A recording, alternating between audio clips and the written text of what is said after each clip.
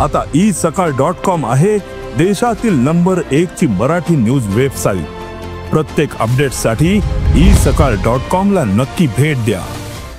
लवकरात लवकर आझाद मैदान खाली करा अशी नोटीस मुंबई पोलिसांनी मनोज जरांगे पाटलांना दिली आहे। नियमांचं उल्लंघन केल्याप्रकरणी पोलिसांकडून जरांगेंना नोटीस पाठवण्यात आली आहे।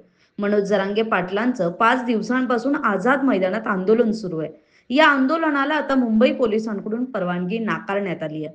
पोलिसांच्या नोटिशीनंतर आता मनोज जरांगे पाटील काय निर्णय घेतात याकडे मराठा आंदोलकांच्या नजरा खेळल्या आहेत। आंदोलन करण्यासाठी न्यायालय आणि पोलिसांनी दिलेल्या अटी आणि शर्तींचं उल्लंघन करण्यात आल्यानं जरांगे पाटलांनी मागितलेल्या आंदोलनाची परवानगी नाकारण्यात आली आहे। आझाद मैदान पोलिसांनी मनोज जरांगे पाटील यांच्या कोअर कमिटीला ही नोटीस बजावली आहे।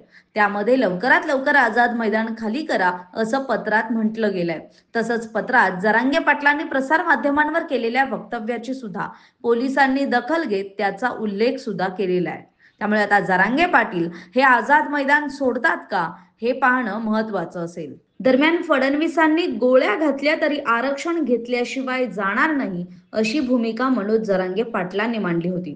त्यामुळे आता मुंबई पोलिसांच्या नोटिशीनंतर मराठा आंदोलन चिघळण्याची शक्यता वर्तवली जाते।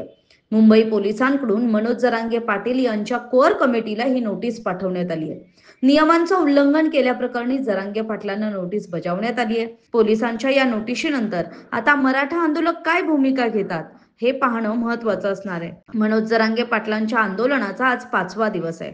जरांगेंची प्रकृती ही दिवसेंदिवस खालावत चालली आहे। त्यात आता पोलिसांची नोटीस। महाराष्ट्रातील सर्व बातम्यांचे विश्वासार्ह व्यासपीठ सकाळच्या सर्व सोशल मीडिया प्लॅटफॉर्मला लाईक, फॉलो आणि सबस्क्राईब करा। तसंच सर्व नोटिफिकेशनसाठी बेल आयकॉन प्रेस करायला विसरू नका।